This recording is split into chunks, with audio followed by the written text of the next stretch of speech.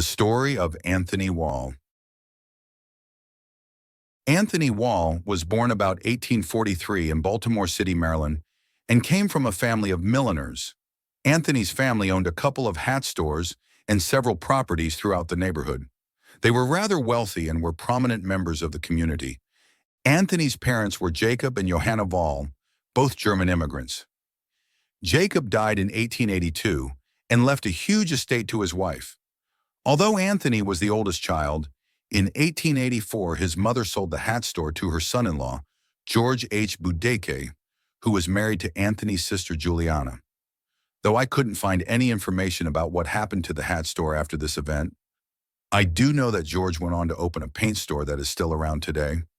It was located in the next neighborhood over until it burned down last year and moved out to the county.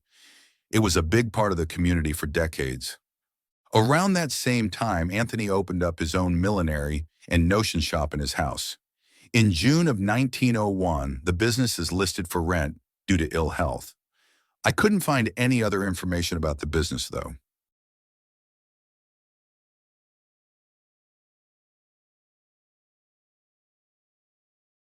Sometime in the 1880s, Anthony married Fanny Wahl.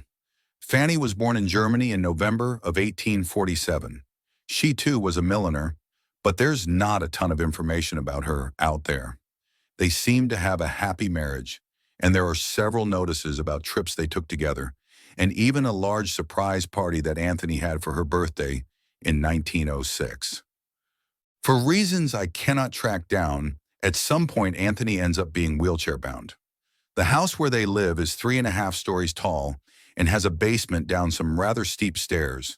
The basement does have low ceilings and it is very treacherous getting down to the ground. Like and subscribe for part 3.